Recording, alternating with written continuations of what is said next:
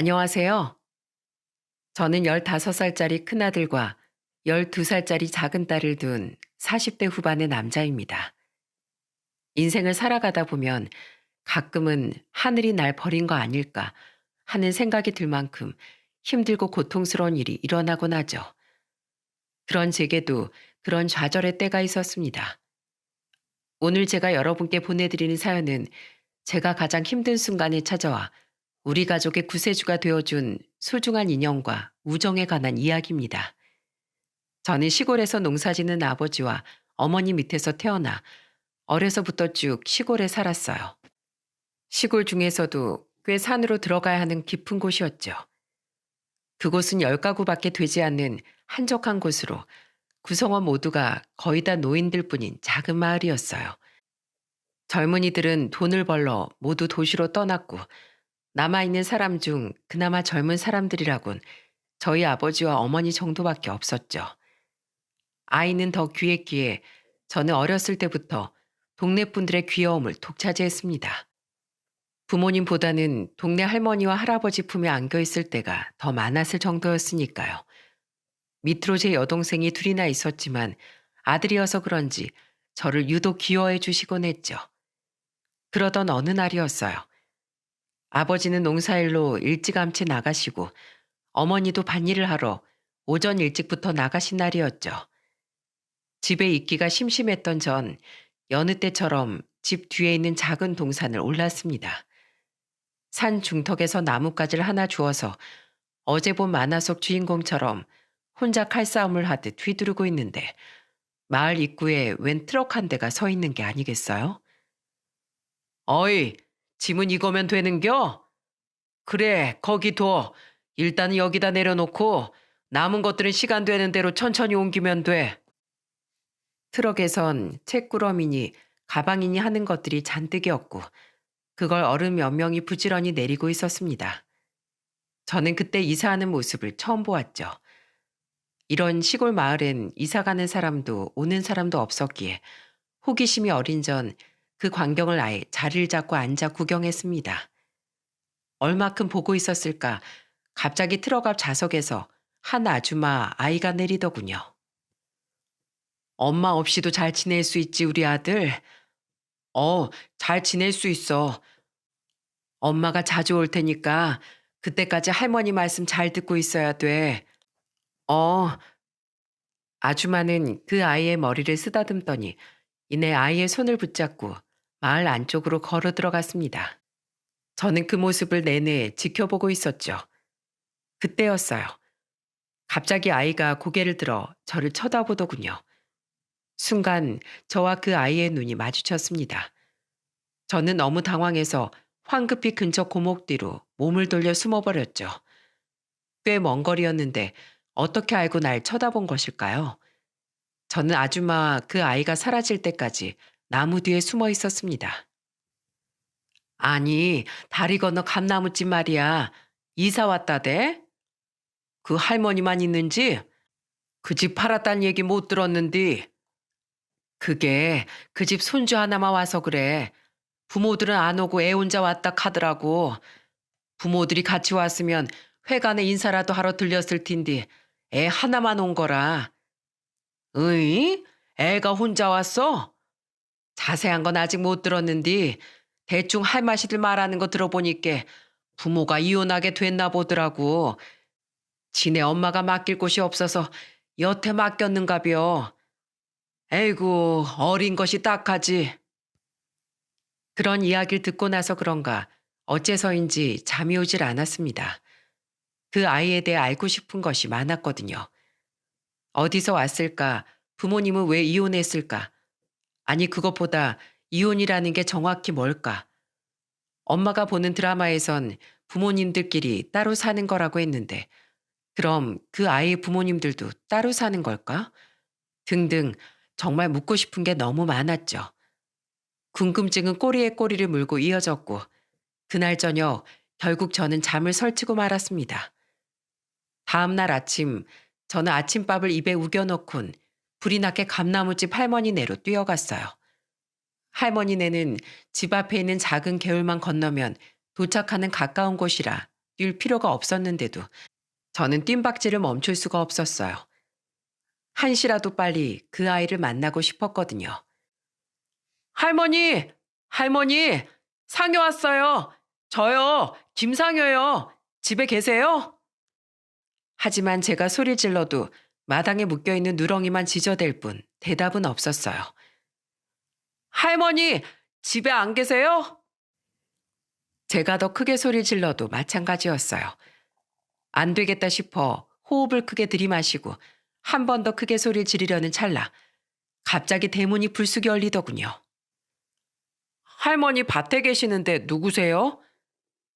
저는 깜짝 놀랐어요. 대문을 열어준 게 할머니가 아니라 어제 본 그 아이였거든요. 저는 너무 갑작스러워 숨을 들이마신 채로 멈춰 있었죠. 하지만 놀란 건 그 아이도 마찬가지인 것 같더라고요. 어제 본 그 아이의 눈이 아주 동그래졌거든요. 저희는 그렇게 몇 초간 서로를 쳐다보았죠. 그것이 바로 저의 운명을 크게 바꿔놓을 동규와의 첫 만남이었습니다. 그 아이 이름은 정동규. 저와 동갑으로 원래 살던 곳은 서울이라고 했어요.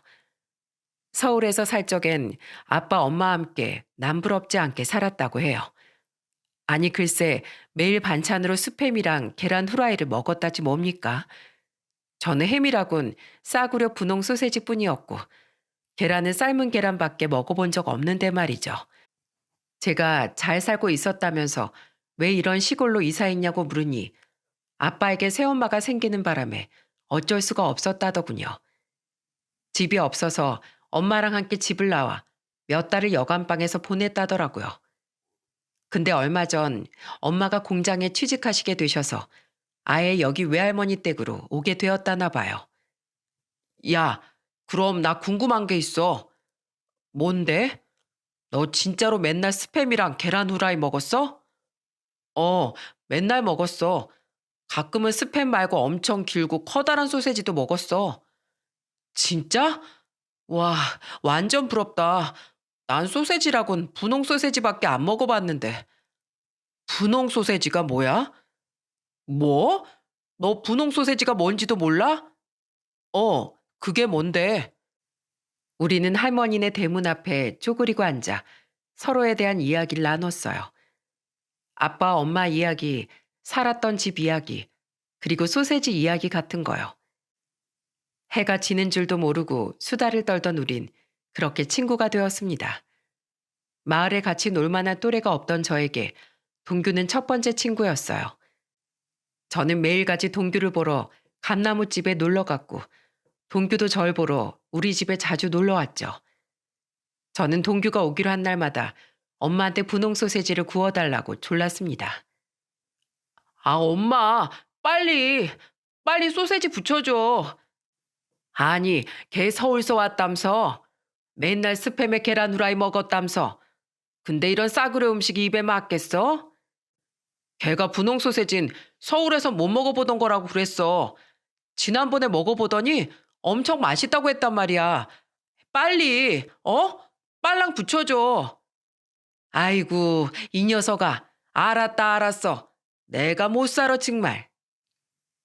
그렇게 매일 서로의 집에서 밥을 얻어먹으며 산으로 들로 놀러 나가던 우린 곧 같은 국민학교로 진학하게 되었습니다.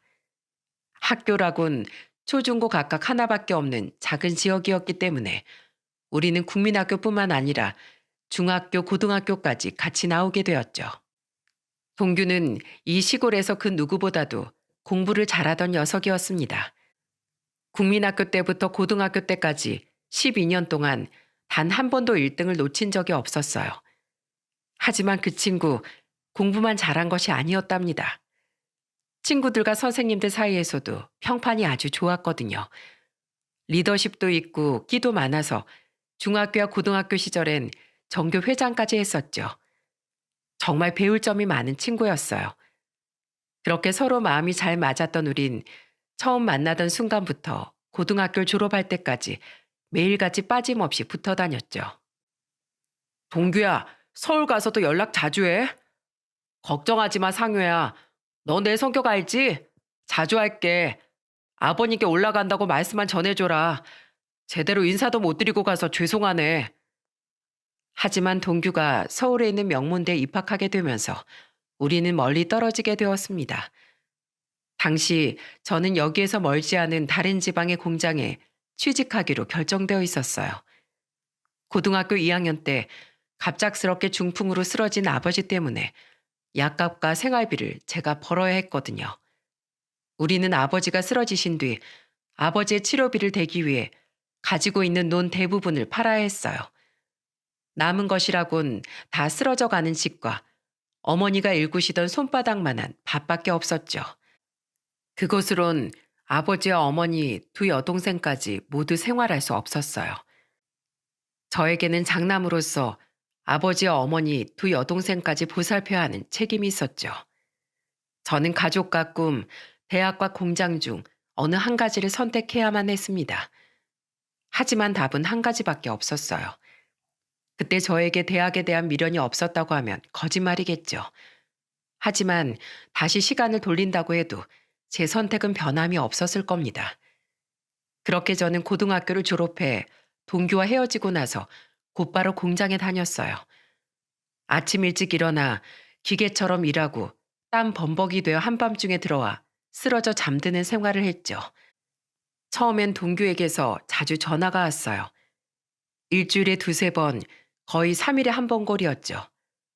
동규는 대학에서 있었던 일을 조잘거리며 말해주었습니다. 서울에 다시 상경했을 때 자기가 알던 서울과 너무 바뀌어 고생했던 일, 신입생 환영회 때 선배들이 술을 너무 많이 마셔서 옆자리 여자에게 토했던 일, 기숙사 룸메이트가 코를 너무 골아 자는 중에 모르는 척 발로 걷어찼던 일 같은 사소하고도 재미있는 일들 말이죠. 난 이렇게 지내고 있어. 넌 좀 어때? 나? 나 맨날 똑같지 뭐. 밥 먹고 일하고 또 밥 먹고 일해. 별로 재밌는 거 없어.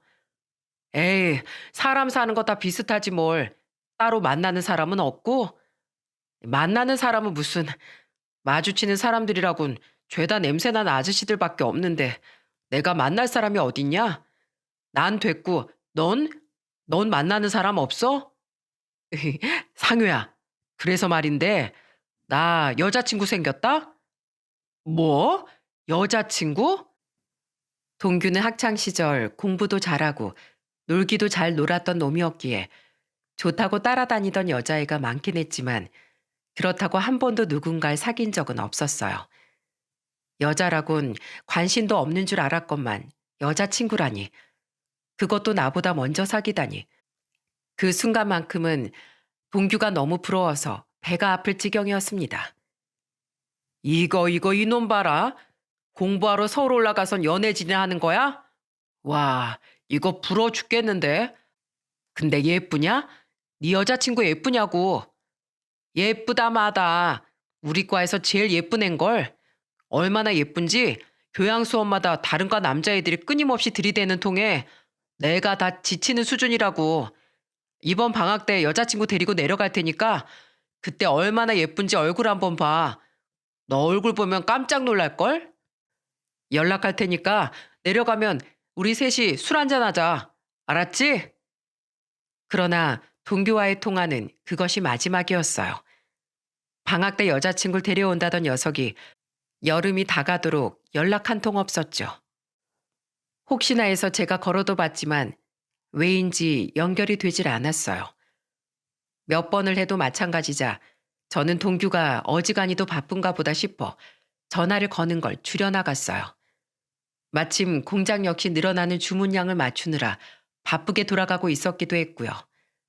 그렇게 전 한동안 동규를 잊고 지내게 되었습니다. 동규에게서 다시 연락이 온 건 동규가 서울에 올라가고 6년째 되던 어느 추운 겨울날이었어요. 전국이 눈으로 난리가 날 정도로 기록적인 폭설이 내린 날이었죠. 공장에서도 추위한 눈으로 업무가 제대로 되질 않을 정도였으니까요. 기왕 이렇게 된 거 일찍 퇴근하고 가서 소주나 한잔하고 자야겠다. 돌아갈 채비를 하는데 익숙한 번호가 핸드폰에 뜨더군요. 바로 동규였어요. 이야, 정동규. 이게 얼마만이야? 잘 지냈냐? 상효야, 너 오늘 시간 돼? 뭐? 나 지금 너희 동네거든. 여기 기차역 근처에 있는 고깃집이야. 저는 동규의 말에 전화를 끊고 불이 나게 시내로 달려갔습니다. 이 눈길에 서울에서 여기까지 오다뇨. 전 처음엔 그 말이 거짓말인 줄 알았어요. 하지만 가보니 정말로 동네 고깃집에 동규가 앉아 있더군요. 헐레벌떡 뛰어오는 저를 보고 동규는 환하게, 그러나 어쩐지 그늘지게 웃으며 손을 흔들었습니다. 하지만 뭔가 사연 많은 얼굴과 다르게 고기가 나오고 소주가 나오고 심지어 고기 익는 냄새로 가게가 가득 찰 지경이 되어도 동규는 망부석처럼 아무 말도 하지 않았어요. 결국 침묵을 참지 못한 제가 먼저 말을 꺼냈습니다. 야마, 그간 연락도 한 통 없더니 갑자기 연락해서 이렇게 찾아오기냐? 미안 상효야. 그냥 네 얼굴 보고 싶어서 그랬어. 너 왜 그동안 연락도 한 통 없었어? 그동안 대체 뭐하고 지낸 거야? 어? 말해봐. 심상치 않은 분위기를 느낀 전 동규를 다그쳐 봤지만 동규는 여전히 꿀먹은 벙어리였어요. 안 되겠다 싶어 소주를 가득 채워주길 여러 번. 빈속에 소주를 연거푸 들이키던 동규가 취했는지 갑자기 제 앞에서 고개를 숙인 채 꺼이꺼이 울기 시작했죠. 상효야, 내 친구 김상효, 내 가장 친한 친구 상효야. 야, 얌마, 너 취했어? 갑자기 징그럽게 왜 그래? 있잖아, 상효야. 나 한 번만 살려주면 안 되겠니? 너무 지치고 힘들어서 그래. 다 그만하고 싶어. 다 포기하고 싶어. 제발 나 좀 살려줘. 어? 나 좀 살려줘, 상효야. 야, 너 왜 이래? 무슨 일 있는 거야? 전 그때 동규의 눈물을 처음 보았습니다. 그 녀석은 처음 만났을 때부터 지금까지 제게 단 한 번도 눈물을 보인 적이 없었거든요. 아빠에게 쫓겨나 엄마와 여간방을 전전했던 과거를 말할 때조차도 눈물 한 방울 보인 적 없던 놈이었기에 저는 너무도 당황하고 말았죠. 하지만 그 뒤 동규의 입에서 나온 말들은 제 아무리 동규라 해도 울 수밖에 없는 너무나 충격적인 것들 뿐이었어요. 동규는 계속해서 여자친구와의 만남을 이어나갔다고 합니다. 학교 생활도 나쁘지 않았고 여자친구와의 관계도 좋았기에 한동안은 너무도 행복했다고 하더군요. 하지만 그 행복도 잠시, 녀석은 여자친구와 결국 사고를 치고 말았다고 합니다. 녀석도 재수 씨도 대학교를 졸업하지도 않은 상태였지만 도저히 아이를 포기할 수가 없었고 그렇게 둘은 학교도 휴학을 한 채 살림을 차렸다고 해요. 가족에게 도움을 청해보기도 했지만 양가 부모님들 역시 가난하게 사시는 분들이라 따로 도움을 줄 수 없었다고 하네요. 돈이 어찌나 궁했는지 결혼식도 올리지 못했다고 하더군요. 그럼에도 살아야 했기에 남은 돈을 어떻게든 긁어 모아 방 하나짜리 사글세 방에서 지냈다고 합니다. 하지만 그것도 잠시 재수 씨가 딸을 낳으면서 당장 입에 풀칠할 수도 없게 되자 동규는 학교를 휴학하고 일을 하러 다녔다고 해요. 이 답답한 친구야. 그걸 이제 왜 말해? 재수 씨 잘 지내고 있어? 아이는 지금쯤 아이도 꽤 컸겠네. 컸지. 많이 컸지. 벌써 6살이야. 6살? 6살이면 한창 유치원 다니느라 바쁠 나이구나. 아니야. 우리 딸 유치원 안 다녀. 아니, 못 다닌다는 게 맞겠다. 우리 딸, 불쌍한 내 딸. 동규야, 딸이 왜? 딸이 뭐 어쨌는데 그래? 우리 딸, 소아암이야. 뭐라고? 소아암? 그래, 소아암. 처음엔 좀 이상하다 싶었어. 자꾸만 이유 없이 열이 났던 데다 해열제를 아무리 먹어도 열이 떨어지질 않았거든. 하지만 난 그때까지도 단순히 감기인 줄 알았어. 하다못해 독감 정도라고 생각했지. 근데 병원에 데리고 가서 정밀 검사를 받아보니 소아암이더라고. 진짜 믿을 수가 없더라. 우리 딸 이제 겨우 6살인데 암이라는 게 정말이지 믿어지질 않더라고. 사람이 너무 놀라면 말을 잃어버리게 된다던 게 진짜더군요. 저는 흐느끼는 동규 앞에서 아무런 말도 하지 못하고 그저 그 모습을 지켜보고 있었습니다. 딸아이가 소아암이라니 제가 그 앞에서 어떤 말을 할 수 있었겠어요. 동규는 고개를 푹 숙인 채 말을 이어나갔습니다. 우린 한 달 벌어 한 달 살고 있던 터라 보험 같은 건 들어놓은 것도 없었어. 보험도 뭣도 없이 항암을 하려니 치료비가 감당이 안 되더라고. 하던 일로 병원비를 내기엔 역부족이었지. 그렇다고 대출을 받자니 아직 학생 신분이라 그조차도 쉽질 않았어. 백방으로 뛰어다녀도 돈 나올 구멍이 하나도 없더라. 하지만 딸아이 암은 어떻게든 치료해야만 했어. 불쌍한 우리 딸은 이 순간에도 죽어가고 있는데 아빠인 내가 그걸 보고만 있을 순 없잖아. 당장 돈이 급하니 조금이라도 더 벌고자 하는 욕심에 난 하던 일도 그만두고 반년 전부터 막노동을 시작했어. 힘들었지만 딸아이 병원비만 더 벌 수 있다면 난 뭐라도 할 수 있었지. 하지만 공부만 했지 그런 일은 해보지 않아서 그런가. 한 달 전 시멘트 포대를 옮기다가 그만 허리를 심하게 다쳤어. 그래서 지금은 일도 제대로 못하고 집에 누워만 있어.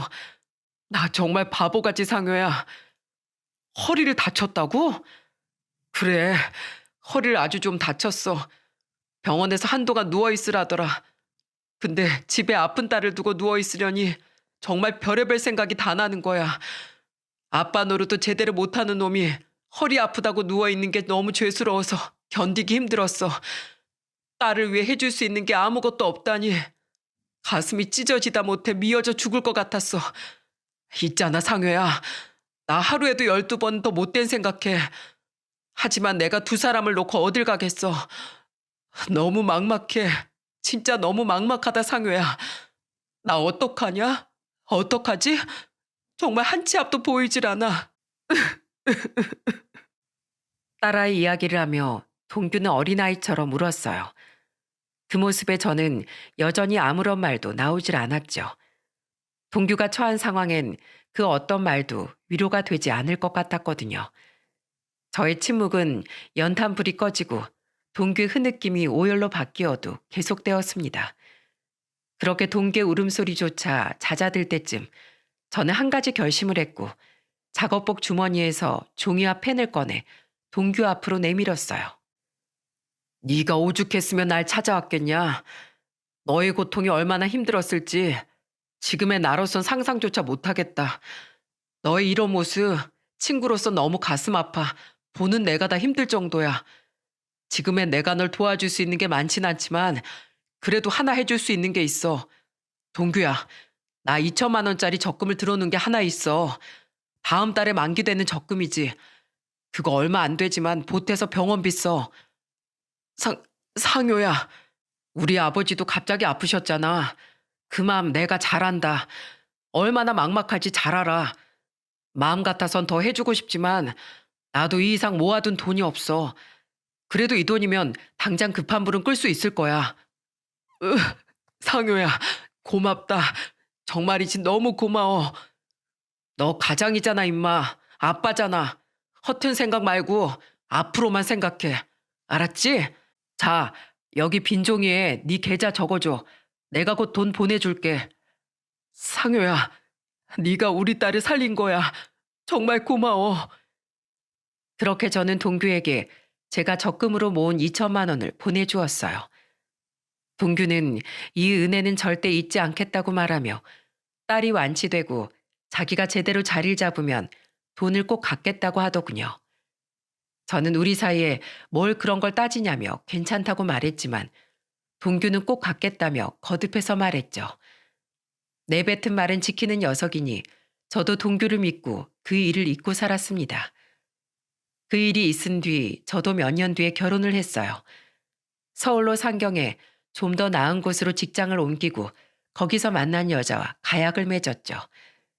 저희는 결혼 첫 해 아들 낳고 3년 뒤 딸까지 낳았습니다. 그땐 직장도 가정도 모든 것이 안정적이었어요. 하루하루 아이들이 커가는 모습을 보는 게 너무나 행복했어요. 하지만 행복은 오래가지 않았습니다. 우리 가족에게 불행의 그림자가 들이닥치기 시작한 거예요. 첫 번째 불행은 둘째인 딸이 4살 때 일어났습니다. 어린이집 담임 선생님께서 아내에게 발달 장애가 의심된다며 검사를 받아보라는 게 시작이었죠. 어머님, 예슬이가 눈 맞춤이 잘 안 돼요. 또래보다 말도 느리고 불러도 제대로 반응하지 않는 경우도 많고요. 발달장애 검사를 받아보심이 좋을 것 같네요. 이런 말들이 불편하시다는 건 알지만 조기 발견에 대응하는 편이 나중을 위해서도 좋아요. 설마요. 선생님 지금 농담하시는 거죠? 어머님, 혹시 집에서 예슬이가 책에 집착하지 않던가요? 한 가지 책만 고집한다던가 책장을 넘기는 행동을 굉장히 반복적으로 하는 경우요. 뛰고 소리를 질러야만 장애인 게 아니에요. 자기만의 세계에 갇혀서 한 가지 행동을 반복적으로 하는 것도 자폐성 발달장애 범죄 들어가요. 그 말에 아내는 너무 놀라 바로 병원으로 데려갔지만 결과는 선생님이 예상하신 대로였고 결국 딸은 발달장애 판단을 받고 말았어요. 저희는 결과지를 받고 하늘이 무너지는 것만 같았죠. 사실 생각해보면 딸은 밖에서 친구들과 놀지 않고 집에서 책만 읽는 일이 많았어요. 아들에 비해 조용하고 숫기가 없던 아이였기에 저와 아내는 딸은 원래 다 그런가 보다 했거든요. 그것이 전조 증상인지도 모른 채로 말이죠. 여보, 우리 예슬이 나아질 수 있겠지? 치료만 받으면 괜찮아지겠지? 그렇겠지? 나 엄두가 안 나. 어떡해? 우리 착한 딸 예슬이 불쌍해서 어떡해? 괜찮을 거야. 병원에서도 치료받으면 많이 호전된다고 했잖아. 예슬이 아픈 거 다 내 탓인 것 같아. 내 잘못인 것 같아. 이게 왜 다 당신 잘못이야. 이건 그 누구의 탓도 아닌 거야. 힘들겠지만 우리 예슬이를 위해 우리가 포기하지 말자. 나도 힘내볼게. 아내는 그날부터 딸을 데리고 아동 발달센터에 다니며 부지런히 치료를 받으러 다녔어요. 하지만 아무리 치료를 받아도 딸의 상태는 나아질 듯 나아지지 않았고 계속 제자리 걸음이었죠. 병원 다니랴 살림하랴 아내는 하루가 다르게 지쳐만 갔고 저도 빠듯한 살림에 병원비를 한 푼이라도 더 벌고자 바쁘게 살았습니다. 저희 부부가 지쳐 있다는 걸 증명하듯 집안에서는 항상 무거운 공기가 감돌았어요. 엄마, 오늘 예슬이 어땠어? 선생님이 괜찮다, 괜찮다 해줬어? 하지만 그 무거운 공기를 희망의 에너지로 바꾸어준 건 다름 아닌 저희 아들이었습니다. 아들은 피곤해하는 아빠 엄마를 위해 노래도 부르고 춤도 추며 재롱을 떨어주었죠. 게다가 여동생을 얼마나 살뜰히 아끼는지 병원에서 돌아오면 본인이 씻기고 먹이면서 동생을 돌봐주더군요. 동생의 상황을 이해하고 받아들이는 것 같았죠. 치료 때문에 아내가 딸에게 종일 붙어 있으니 아들은 혼자 있을 수밖에 없었지만 아들은 씩씩했어요. 아내는 그런 아들에게 늘 미안해했죠. 엄마, 난 혼자 놀아도 괜찮아. 예슬이 좋아지면 그때 놀아줘. 이게 다 엄마가 부족해서 그래. 미안해. 우리 아들 정말 미안해. 엄마 또 울어? 울지 마. 내가 있잖아. 그때마다 아내는 눈물을 흘리며 아들을 안아주었습니다. 아들은 도리어 더 세게 엄마를 끌어안으며 위로해 주었죠. 아내는 그런 아들을 보며 마음의 위안을 얻는 듯 했습니다. 하지만 불행은 거기서 그치지 않았어요. 두 번째 불행은 아들이 중학생이 되던 해 일어났어요. 저는 그때까지만 해도 이런 불행이 우리 아들에게 닥칠 거라곤 생각조차 하질 못했습니다. 당시 아들은 학원을 마치고 돌아오는 길이었고 밤이 늦었기에 저는 우리 성민이를 마중을 나가는 길이었어요. 아들은 건너편에 주차된 제 차를 타기 위해 횡단보도 앞에서 신호를 기다리고 있었어요. 하지만 빨간불이 파란불로 변하고 아들이 횡단보도를 건너가려던 순간 사고는 일어나고 말았죠. 한 택시가 신호를 보지 못한 채 아들을 치고 갔고 사람들은 비명을 질러댔고 건널목은 순식간에 아수라장이 되었습니다.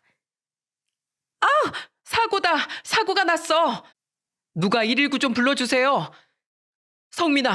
성민아! 정신 차려 성민아! 정신 차려봐 성민아! 저는 택시로 뛰어들어 곧바로 아들의 상태를 살펴보았어요. 상황은 언뜻 봐도 매우 심각했어요. 저는 기절할 것 같은 정신을 붙잡고 겨우 119를 불러 아이를 병원으로 옮겼습니다. 바로 앞에 병원이 있어 곧바로 응급처치를 받긴 했지만 워낙 크게 다친 터라 치료 후에도 상태가 너무 좋지 않았죠. 그렇게 수술을 끝내고 의사는 저에게 재활을 잘해도 하반신 마비, 운이 나쁘면 사지마비가 될 거라고 말하더군요. 청천벽력 같은 말에 저와 아내는 병원 바닥에 주저앉아 울고 말았어요. 안 돼. 우리 성민이 어떡해. 선생님, 우리 성민이 좀 걷게 해주세요. 한 번만 도와주세요. 맞아요, 선생님. 제발 이렇게 부탁드립니다. 우리 아이 말썽 한번 안 피우고 착하고 성실하게 살아왔어요. 이제 겨우 중학생밖에 안 됐는데 사지마비라뇨.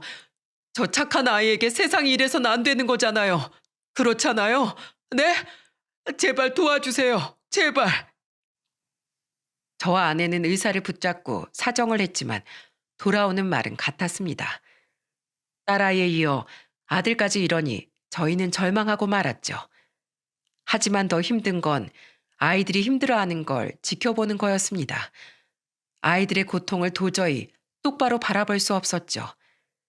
당시 아내는 꼼짝없이 누워있는 아들 돌보랴, 발달장애인 딸 챙기랴, 거의 병원에서 살다시피 했어요. 근심 걱정에 잠을 자지 못해 너무도 힘들어했죠. 병원 간이 침대에서 기절하듯 잠든 아내의 그늘진 얼굴을 보며 저는 몇 번이고 무너질 것만 같았습니다. 하지만 그럴 수 없었어요. 저는 가장이었고 아내와 아이들을 지켜야 했으니까요. 아들의 사고 이후 저는 더 열심히 일에 매달렸습니다. 하지만 하늘이 도운 것인지 아들은 조금씩 나아지기 시작했습니다. 몇 차례 큰 수술과 피나는 재활 덕에 상체를 조금은 움직일 수 있게 되었거든요. 그때쯤엔 딸도 상당히 좋아졌죠. 강박 증세가 나아져 정해놓은 규칙을 지킬 수 있게 되었고 사람들 사이에 제법 섞일 수 있었거든요. 저 역시 먹을 거 입을 거 아껴가며 한 푼 두 푼 모은 돈으로 어느 정도 목돈을 마련해 놓은 상태였고요. 그래서 전 결심했습니다. 사랑하는 우리 아이들을 위해 환경이 좋은 집으로 이사를 가기로 마음먹었어요. 우리 가족을 위해 전 밤낮 가릴 것 없이 하루 서너 시간만 자며 앞만 보고 달려왔던 것 같아요. 아내는 장애가 있는 아이들을 돌봐야 했기에 일을 할 수가 없었기 때문에 전 남들보다 2배로 일을 해야 했습니다. 저는 아내에게 통장을 꺼내 보여줬어요. 세상에, 여보, 이 큰 돈을 어떻게 다 모았어? 당신 그간 정말 고생 많았어. 우리 이 돈으로 조금 더 좋은 데로 이사 가자. 지금 집은 좁고 낡은 데다 방이 2개밖에 없어서 불편했잖아. 이 돈으론 전세밖에 못 구하겠지만 그래도 여기보단 좀 더 좋은 집으로 갈 수 있을 거야. 거기서 성민이 예슬이랑 함께 행복하게 살자. 당신 정말 고생 많았어요. 고생은 무슨, 아이들 돌보느라고 당신이 더 고생했지. 이제 우리 가족한테도 좋은 날이 올 거야. 다음 날 저희는 부푼 꿈을 안고 아내와 함께 부동산에 찾아갔어요. 그렇게 몇 번을 보고 꼼꼼하게 서류를 살핀 끝에 제 이름으로 된 좋은 전셋집을 하나 계약할 수 있었죠. 계약서에 사인하고 나오는 순간 지난 10수년간의 고통이 보상받는 듯 했어요. 전세긴 하지만 앞으로 좋은 집에서 아이들을 키울 수 있다는 생각에 저는 행복했죠. 하지만 저희의 희망은 물거품이 되고야 말았습니다.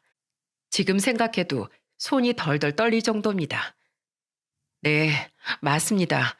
요즘 TV에서 많이들 보셨던 전세 사기 피해자로 저는 서 있었습니다. 부동산을 믿고 계약을 했더니 부동산과 건물주가 짜고선 전세 사기를 저질렀던 거였어요. 저뿐만 아니라 피해자만 15명에 달했습니다. 피해 금액만 해도 40억이 넘었어요. 사기를 당한 줄 알고 뒤늦게 부동산 업자랑 건물주한테 연락을 했지만 깜깜무소식이었어요. 여보, 이제 어떡해? 우리 당장 갈 곳도 없는데 어떡하냔 말이야. 아내는 아이들을 안고서 오열을 하였습니다. 하지만 제가 할 수 있는 건 없었어요. 경찰서에서도 사건이 접수됐지만 기다리라는 말뿐이었습니다. 저뿐만 아니라 많은 피해자들이 하나둘씩 오열을 하며 주저앉더라고요. 이제 막 결혼을 한 신혼부부들도 있었고 사회 초년생들도 제법 있었어요. 우린 사기친 사람들을 찾기 위해 전국 방방곡곡을 찾으러 다녔어요. 하지만 어디로 쥐새끼처럼 숨었는지 찾는 게 쉽지 않았습니다. 하긴 경찰들도 찾기 힘든데 우리라고 어떻게 찾을 수 있겠습니까? 저는 절망에 빠지고 말았어요. 당장 지낼 곳이 없어서 우리는 장기 여관방에서 한동안 지낼 수밖에 없었어요. 다리가 불편한 우리 아들은 그러면서 우리를 위로해 주더군요. 아빠, 엄마, 저흰 이 여관도 좋아요. 엄마 아빠랑 같이 이렇게 지낼 수 있는 것도 행복 아닌가요? 그리고 제가 죄송해요. 제가 사고만 나지 않았다면 신문 배달, 우유 배달이라도 해서 엄마 아빠 도와드리는 건데 아무것도 못 도와드려서 죄송해요. 아들, 지금 무슨 소리 하는 거야? 이제 중학생밖에 안 된 애가 무슨 일을 하겠다는 거야? 난 우리 아들이 빨리 재활에 성공해서 다시 두 발로 걷기만을 바랄 뿐이야. 돈은 엄마 아빠가 어떻게든 마련해 볼 테니 넌 어른들 일에 신경 쓰지 마. 알았지? 참으로 제 아들이지만 기특하고도 착한 아들이었습니다. 아들은 우리 집안이 이렇게 된 게 본인 때문인 것 같다며 자책의 눈물을 흘리기도 했어요. 언제 우리 아들이 이렇게나 컸는지 전 그런 아들을 꼭 안아주며 이렇게 말했어요. 아들, 이 아빠가 못나서 미안하다. 하지만 꼭 우리 가족은 아빠가 지킬 거야. 그러니 아무 걱정하지 마. 알았지? 아들한테는 아빠로서 자신 있게 말을 했지만 아내와 그날 밤 소주 한 잔을 들이킬 땐 자꾸만 약해져가는 절 볼 수 있었습니다. 여보, 이게 다 내가 다 못나서 그래. 난 아빠로서도 남편으로서도 자격이 없어. 난 살아갈 자격 같은 거 없다고. 당신 그런 말 하지 마. 당신은 내게는 최고의 남편이야. 그러니 자책 그만해요. 아무리 힘들어도 솟아날 희망은 있을 거예요. 그래, 내가 이 집의 가장이니까 이겨낼 거야. 처음부터 다시 시작하려면 또 얼마나 걸릴지 모르겠지만 내가 이 몸이 부러지는 일이 있더라도 당신과 우리 아이들 지킬 거야. 아내는 눈물 흘리며 말을 하는 저를 안아주었습니다. 그렇게 저는 다시 정신을 차리고 일을 하기 시작했어요. 우선 전세 사기 피해 본 건 경찰에게 맡기기로 하고 어떻게든 여관방에서 벗어나기 위해 저는 일을 해야만 했어요. 그렇게 지낸 지 2달이 지났을까요? 경찰에서 연락이 왔습니다. 전세 사기 주범들을 잡았다고 말이죠. 전 제 돈을 돌려받을 수 있다는 희망을 안고 경찰서로 향했습니다.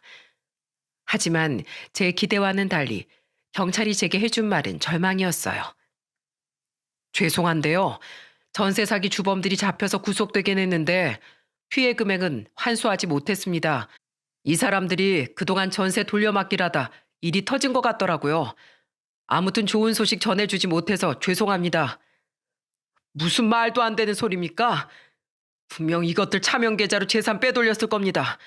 꽁꽁 숨겨놓은 거라고요. 제발 제 피 같은 돈 찾아주세요. 저희 가족 그 돈 없으면 살아갈 힘이 없어요. 제발 부탁드립니다. 경찰서에서 절규를 하며 싹싹 빌어봤지만 돌아온 대답은 죄송하다는 말뿐이었어요. 그렇게 전 경찰서에서 나와 미친 사람처럼 길을 걷는데 아, 사람이 이래서 죽는구나 싶더라고요. 아니 정말 나쁜 생각을 한 게 한두 번이 아니었어요. 전 한동안 나와의 약속을 지키지 못하고 술로 의지하며 살았습니다. 아무것도 하고 싶지 않았어요. 그렇게 폐인처럼 살던 그때였습니다. 어느 날 제게 휴대폰 벨소리가 울리기 시작하더군요. 귀찮아서 전화도 받지 않았죠. 하지만 전화 벨소린 7통이 넘게 연속으로 울리더군요. 그래서 받으려고 발신자를 봤더니 바로 그 주인공은 저랑 제일 친한 친구인 동규였습니다. 여보세요? 상효냐? 상효야, 나 동규야. 너 왜 이렇게 전화를 안 받아? 동규는 8년 전에 일본으로 이민을 갔던 터라 예전처럼 가깝게 지내지 못하고 가끔 안부를 묻는 정도였어요. 한 1년 정도 연락을 안 했는데 정말 오랜만에 들어본 친구 목소리였습니다. 동규야. 일본에서 잘 지내고 있지? 그래, 덕분에 잘 지내고 있다. 근데 그건 그렇고, 얼마 전에 재민이한테 얘기 들었다. 너 전세 사기 당했다면서? 왜 나한테 얘기를 안 했어? 재민이한테 그 얘기 듣고 내가 얼마나 놀랬는 줄 알아? 뭐 좋은 일이라고 말을 하니? 내가 바보같이 당한 건데. 알고 보니 재민이란 친구가 동규한테 제 근황을 말해줬나 보더라고요. 제가 언제 한번 재민이란 친구한테 술을 한 잔 먹고 하소연을 한 적이 있었습니다. 바보같이 전세 사기 당해서 죽고만 싶다고요. 재민이는 그 소식을 듣고 동규한테 말했나 보더라고요. 동규는 사업 때문에 일본으로 건너갔었는데 제 소식을 듣고 걱정이 되었는지 오늘 당장 한국으로 넘어온다고 하더군요. 그래서 제게 계속해서 전화를 했던 거였어요. 동규는 저녁 7시 비행기로 와 곧장 절 만났습니다. 상효야, 너 지금 여관 생활하며 지낸다며? 애들도 있는데 그런 곳에서 지낼 만해? 어쩔 수 없지 뭐. 전 재산을 다 사기당했는데 그래도 가족들하고 같이 지낼 곳이 있는 것만으로도 감사하게 생각해. 에휴, 바보 같은 놈. 왜 너만 생각하니? 재수 씨랑 네 새끼들 생각해야지. 그리고 너 일이 이렇게 될 때까지 왜 나한테 말을 한마디 안 했어? 넌 날 친구로 생각도 안 하는 거야? 네가 나한테 어떤 친구인데 이렇게 힘든 순간에 왜 말을 안 한 거야? 내가 너한테 꼭 은혜 갚는다고 했잖아. 왜 말을 안 한 거냐고. 이런 상황을 어떻게 선뜻 말할 수 있겠어. 너도 일본에 살면서 힘들 텐데. 상효야, 너 우리 딸 기억하지? 그때 네가 도와줬던 우리 딸이 벌써 대학에 들어갔어. 네가 도와주지 않았다면 우리 딸이 어떻게 됐을지 나로선 상상조차 할 수가 없다. 네가 우리 가족을 일으켜준 덕분에 나도 학교도 제대로 마칠 수 있었고 또 사업도 할 수 있었어. 딸이 병을 이겨낸 것도 우리 가족을 행복하게 살게 해준 것도 네 덕분이야. 그러니 이제 내가 보답할 차례인 것 같다. 뭐? 상효 너 기억하냐?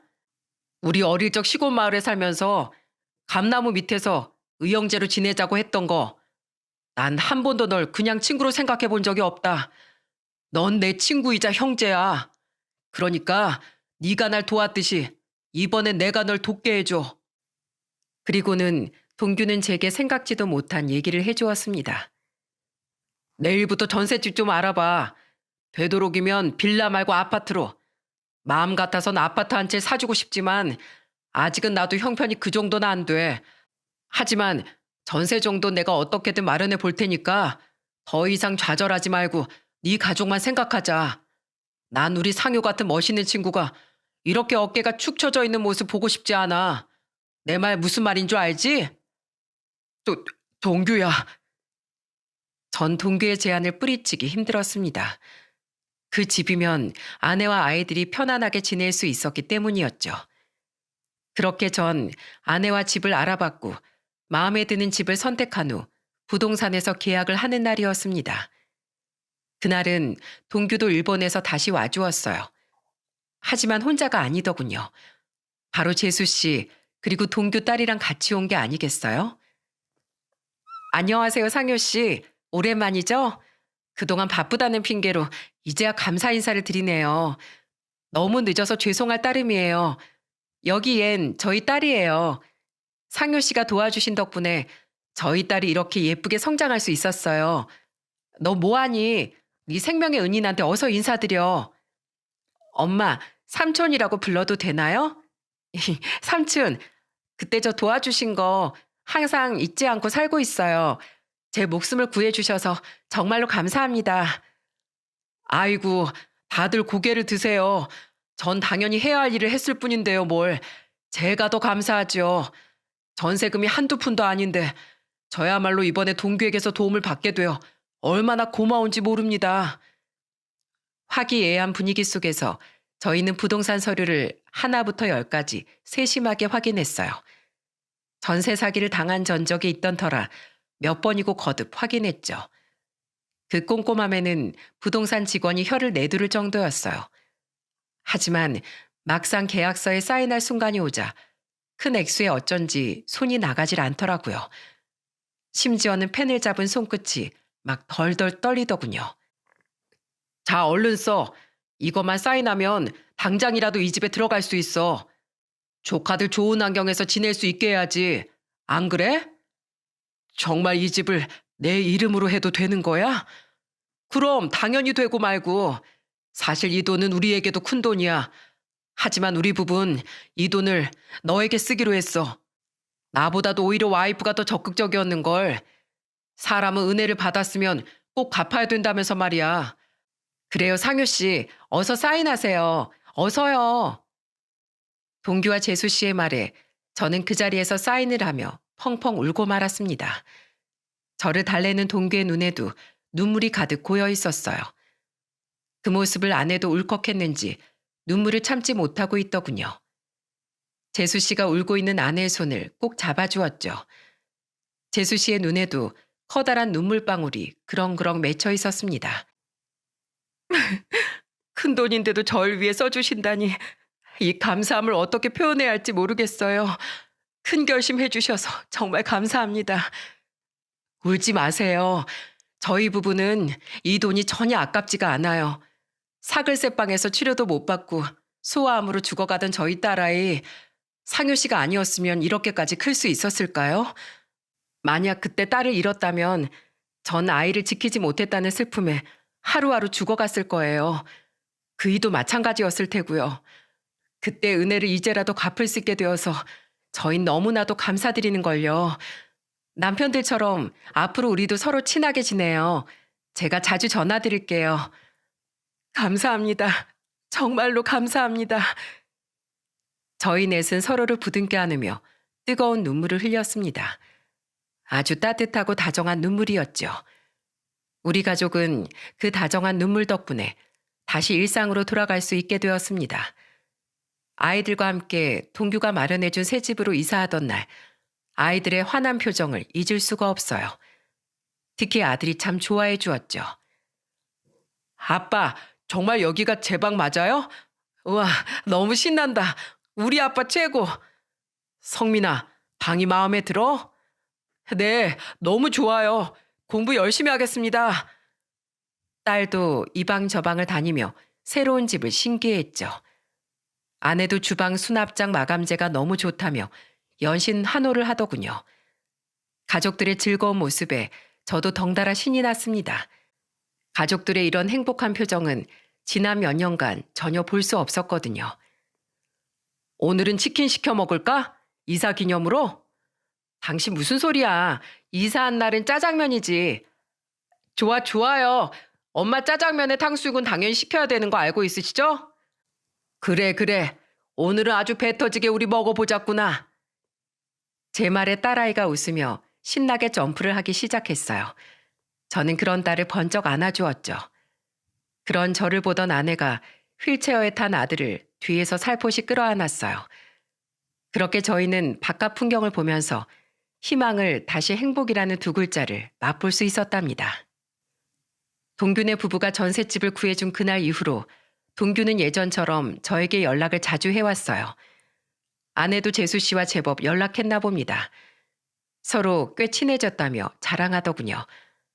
이번 휴가 때 가족들과 함께 내려올 테니 다 같이 제주도로 가족 여행을 가자고 약속했다고 하더군요. 언제 또 그렇게 친해졌는지 모르겠어요. 그리고 동규가 3일 전 문자를 보내왔습니다. 그 문자를 보고 얼마나 감격을 했는지 모릅니다. 상효야, 잘 지내고 있지? 새 집은 좀 적응됐냐? 와이프한테 듣자 하니 아들이 집을 참 좋아했다며. 마음에 들었다니 정말 다행이야. 그 집으로 고른 보람이 있네. 상효야, 단금지교라는 말 들어봤니? 두 사람이 서로 마음을 합하면 제 아무리 강한 금속이라도 잘라낼 수 있는 위력을 발휘한다는 뜻이래. 강한 우정은 그 어떤 고난과 역경이라도 이겨낼 힘을 준다는 거야. 정말 우리 사이 같지 않냐? 그간 많은 일이 있었지만 서로의 도움으로 이겨낼 수 있었던 것처럼 앞으로도 우리의 우정 변치 말고 이 험난한 세상을 살아가 보자. 상효야, 언제나 고맙다. 동규, 내 친구 정동규. 그 친구가 아니었다면 저희는 아픈 아이들을 데리고 아직도 여간방, 더 나아져봤자 월세방을 전전하며 힘든 나날들을 보내고 있었을 거예요. 제가 가장 지치고 힘들었던 순간, 하루아침에 모든 걸 잃었고 좌절했던 순간, 그 절망밖에 없던 순간에 동규가 손을 내밀어 주었기 때문에 저와 우리 가족들은 희망을 품고 살아갈 수 있게 된 거죠. 제가 동규에게 그랬듯이 동규도 제 인생의 구원자가 되어준 셈입니다. 사실 동규가 말해준 당금지교 뒤에는 따라오는 말이 하나 더 있답니다. 바로 금난지교이죠. 그 구절은 단단하기가 황금과 같고 아름답기가 난초의 향기 같은 사귐을 의미하는 말이랍니다. 어떤 금속도 잘라낼 수 있는 강한 우정이란 황금과 같이 단단하며 난초 향기같이 아름답다고 하는 뜻이죠. 강하며 향기로운 우정, 그런 아름다운 말이 또 어디 있을까요? 여러분, 오늘 제가 이 사연을 보내드리게 된 이유는 여러분께서 오래된 인연과 우정에 대해 한 번쯤 돌이켜 보심이 어떨까 해서예요. 사는 게 바쁘다 보면 우린 어렸을 때 친구들을 잊고 살아가곤 하죠. 세상 무서울 것 없었던 학창시절, 함께 울고 웃으며 동고동락하던 친구들은 힘들고 팍팍한 삶에 곧잘 잊혀지곤 합니다. 하지만 여러분, 그럼에도 불구하고 저는 그 친구들을 잊지 말고 떠올려 보라고 이야기해드리고 싶어요. 어쩌면 그간 연락이 소홀했던 친구 중 누군간 제가 도움의 손길을 내밀어 주길 간절히 기다리고 있을지도 모릅니다. 어쩌면 또 모르죠. 그 친구 중 누군간 저를 좌절해서 구해주는 구원자가 될지도요. 그러니 오늘 하루만큼은 그간 여러분이 쌓아왔던 친구분들과의 우정을 기억하며 가장 찬란한 순간을 함께했던 친구에게 연락해 보세요. 우정의 힘이란 황금과 같이 단단하며 난초와 같이 향기로운 법이니까요. 그럼 제가 우정을 통해 우리 가정의 역경을 극복할 수 있었듯 여러분의 인연에도 역경과 고난을 극복할 힘이 깃들길 기도하며 저의 이야기를 마치겠습니다. 저의 긴 사연을 들어주셔서 감사합니다.